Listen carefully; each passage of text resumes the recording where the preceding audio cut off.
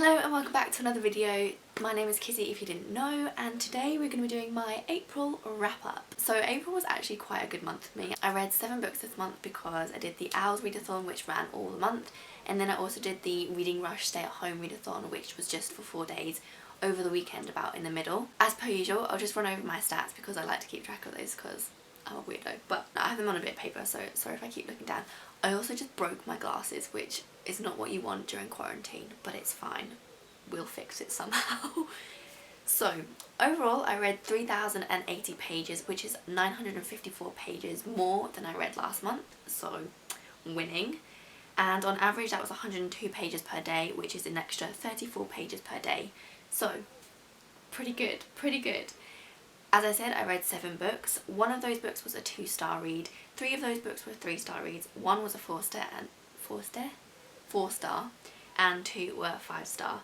And then I had, for the genres, 1 Icelandic saga, 2 YA fantasies, 1 adult fantasy, 2 classics, and 1 YA contemporary.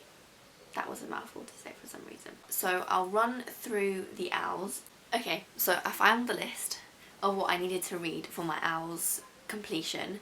I didn't complete it, spoiler alert if you haven't watched that video, but I did finish, well, I completed, like, I qualified for what I wanted to do, I just didn't get the extra bit in, which is a little bit sad, but it's okay. So, to qualify as a magizoologist, or for my Owls, I had to read 6 of Crows for Care of Magical Creatures, which I did. Charms, I had to read The Final Empire, which I did.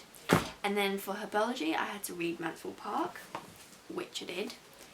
And then for Potions, I had to read Dr. Jekyll and Mr Hyde, which I did. Fabulous stuff.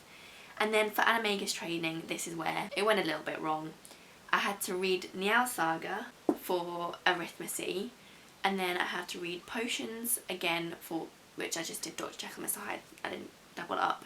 And then for Transfiguration, I had to read Black Leopard and Red Wolf, which I didn't finish. So I read about 160 pages of that last month, and I will continue hopefully this month, and it will be in the next wrap up. I also started for the Reading Rush The Bear and the Nightingale, but I didn't finish that as well, so that will be in next month's wrap up as well, hopefully, if I finish it. And then for that also I read these 2 books, so Genuine Fraud and Daughter of Smoke and Bone. So I shall be talking about all these books in the due course.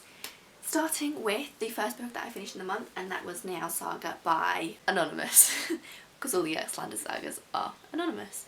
So I had to read this for uni. I'll be brief because I'm not sure many people watched my channel for Icelandic saga know how, but if you're interested, definitely give it a go. So this is kind of a legal themed saga. It follows this guy called Niall and Gunnar and other people, and it's kind of just exploring or demonstrating how the legal system in Icelandic saga or medieval Iceland worked. It's obviously written quite a bit after the period that it's set, but it still has a relatively good insight, or as close of an insight as we're going to get into that system.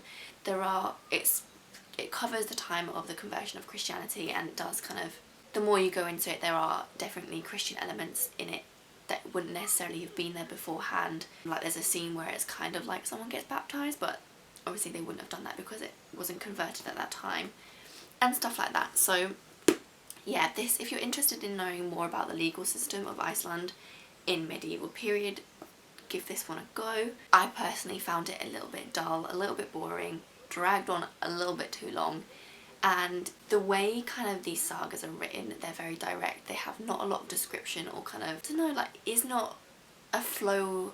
They didn't write to have a flowy, nice narrative.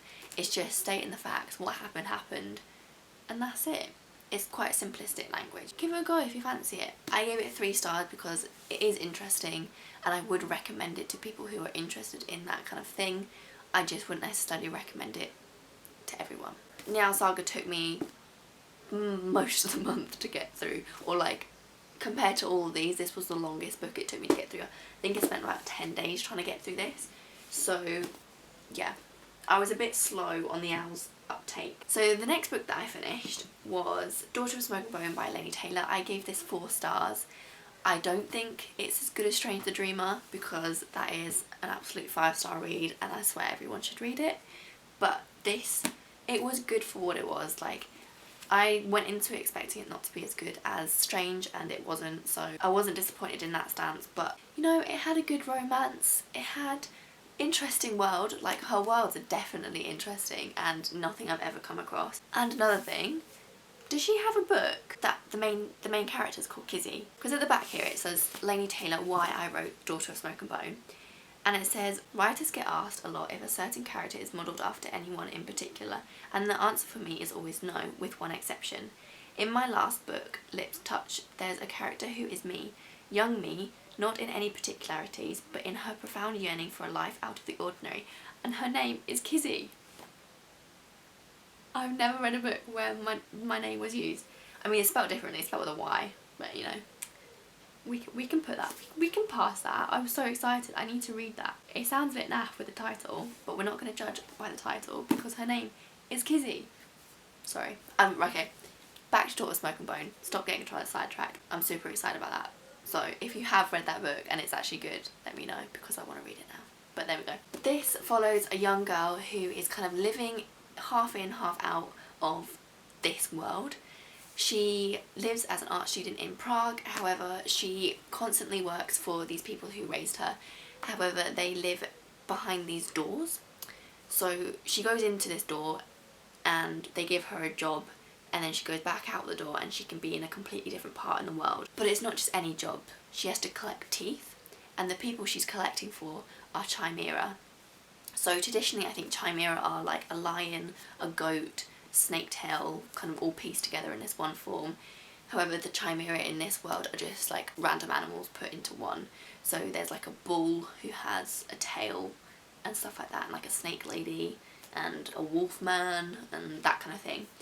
And it's kind of just the unravelling of that because the chimera are currently at war with the angels of the world, and the angels arrive, there's a romance brewing, and all goes to shit. Basically. So I actually thought this world was really interesting. I thought the plot, you know, was good enough. I do want to continue the series. I'm not desperate to continue the series, but I do want to find out what happens next, and I'm excited to keep going. So the next book I have is my 2-star read of the month, so I'm sorry but I won't be recommending it to you, but that is Genuine Fraud by E. Lockhart. So if you have watched my Reading Rush video, you know that I was really excited about this because I read We Were Liars by E. Lockhart and loved it. I want to reread it just to make sure that when I'm recommending it, it's still a good recommendation, because it was quite a while ago now that I read it. But I did really enjoy that. It was a plot twist at the end. So I was really expecting this to be the same, however it just did not live up to expectations. So this follows a girl who I think would rightly be classed as like a psychopath, and she has taken this person's identity and is currently on the run for something, but we don't know what it is. But it's reverse time, so it starts at chapter 19 and it goes back to chapter 1. So that's a very interesting way to do it, and I can appreciate what she was trying to do, but I don't think it paid off. It just took away all suspense for me. I could see what she was going to do straight off the bat. Like, it was a really predictable book and it wasn't for me. So yeah, won't be recommending this, sorry. Then the next book that I finished is The Final Empire by Brandon Sanderson, and I gave it 5 stars. I dropped it. This follows 2 people, Vin and Kelsia. Vin is a girl who's been forced to kind of work for herself and look out for herself. She's currently part of this criminal gang who are very horrible. They're not very, like, they're not a family or anything like that. They're just out for themselves, out for the money, all that jazz. And then she is discovered by Kelsia, who is someone who is very respected in the criminal world. One of the best things about this book is probably the magic system, which is probably what everyone talks about when they talk about this book, because Brandon Sanderson, magic, it's a good match. So the magic system on this is based on the consumption of metals. Different metals that you consume give you different powers. So for example, tin heightens your senses, so you can see more, feel more, all that kind of thing. And there are different types of people that can use these metals. So Mistborns can use all the metals, they can consume all of them. They will give them a certain amount of powers. However, there's Mistings who can only consume one of the metals, so they kind of specialised in that metal. And then you have the normal folk who can't do anything. So us guys. And then the society is split up into these people called Scar, who are the poor and the poverty, and they're deemed lesser than the nobles and the royals and all that kind of thing. And at the moment the Lord Ruler currently rules this empire, and the Scar are getting together to usurp him because he deserves it. So that's what Kelsey is doing. He ropes Finn in as a fellow Misting, or fellow Mistborn, and lots of fellow Mistings to get together and overrule the Lord Ruler. It's a bloody good book. I love this. I devoured it, even though it's like 650 pages long. It did not take me long to read. If you watched my Owls vlogs, you'll know. Or the first one I talk about this, so check that out if you want to know more about it. Although I did forget, or I deleted the clip of me saying my final thoughts, so it's really up to you whether you want to watch that video or not. But my final thoughts is that this is bloody good. I cried. I cried at the bit that I cried at. If you've read it, you'll know the bit that I cried at, because it was just so sad. And yeah, there is a romance in it I wasn't the biggest fan of. I think it wasn't like a focal point, so I think maybe if it had been a bigger part of it, it would have been more. But from the ending I can gather that there is going to be more in the next book, which is on my May TBR, so we'll be getting to that this month. And it's just good. You just got to give it a go. Give it a go, that's all I'm saying. The next book I finished is Six of Crows by Leigh Bardugo. So this was a reread for me. I read this for Owls, obviously, and I gave it 5 stars still. So obviously I didn't read it with the same kind of need for speed as I did the first time, but it was still great. I still loved it. It was still good. It was such a comfort read to read at this time when we need comfort in the world. So if you don't know, this follows 6 people who are all misfits in the community or in the world, and they come together to do this big criminal job. Again, criminal underworld. Loving it. And they all come together to do this job where they try and break this person out of this high-tech prison. It's a very fun book. The characters are just great. Jesper, I think, is hilarious. And Kaz, you know, he's got that broodiness going on. Inej is like a super killer spy. Nina likes waffles. And Matthias is just a bit of a knob. But it's fine. He's a good one. So I would highly recommend this if you haven't picked it up. Even if you don't like the Grishaverse, that trilogy, or you gave up on it, it's so much better.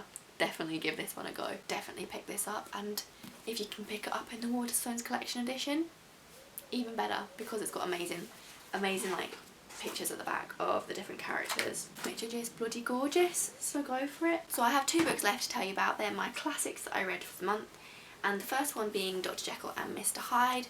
This follows a person, a lawyer, who is the friend of Dr. Jekyll, and he kind of watches the deterioration of Dr. Jekyll with confused eyes, I suppose, shall we say. So Dr. Jekyll is a doctor who has dabbled in potions and trying to find what it is that makes the other half of us, that evil half of us, and whether or not we can bring it out in ourselves or kind of exaggerate it and stuff like that. And he does actually succeed in making a potion that he can drink, and it turns himself into his evil half, who is Mr Hyde.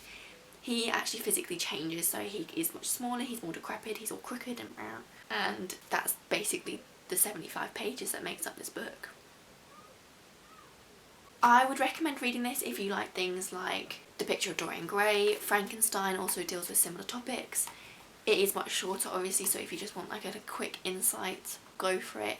It does obviously bring up very interesting thoughts about what actually makes us as a person, what our soul is made up of, the good, the bad.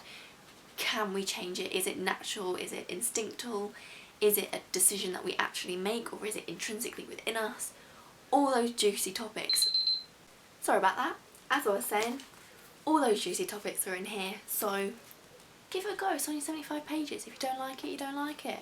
Whatever. Next book, we have Mansfield Park by Jane Austen.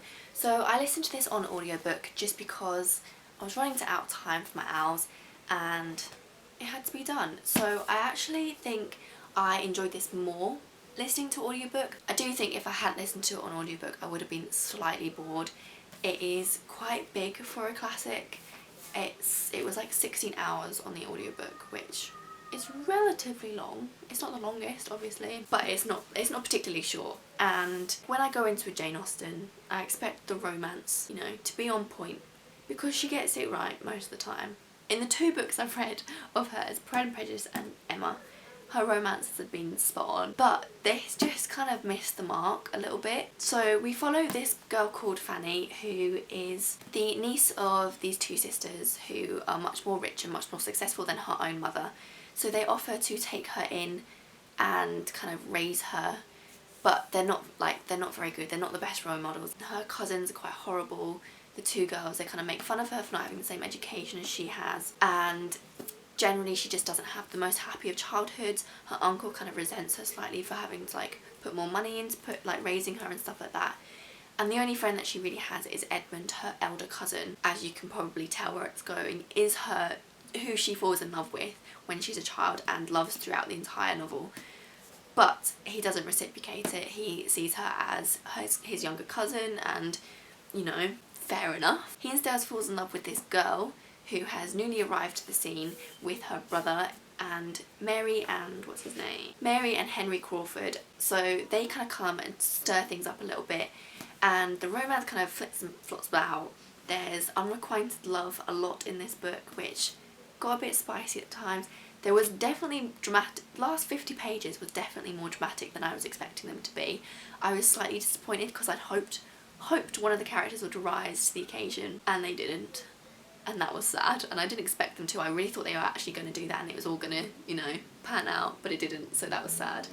And then the romance is literally just wound up in the last like 2 pages as like a little summary of how everyone else is doing, and they were like, actually, they were perfect for each other, so they're now together. And I'm like,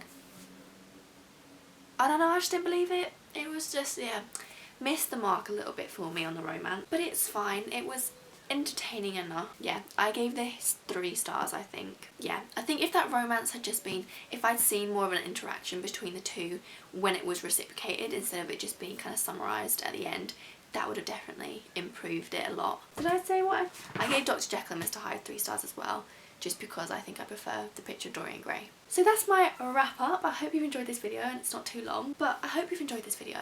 Let me know if you did. Please comment below what you read, and if you read any of the same books, different books, what you'd recommend from what you read last month. I'd be very interested to know. I really want to read some more contemporary, so if you've got any contemporary recommendations, that's a bonus. If you enjoyed this video, and if you enjoyed me and how I talked about the books, please subscribe to my channel. And apart from that, have a nice day, and I shall see you in the next video.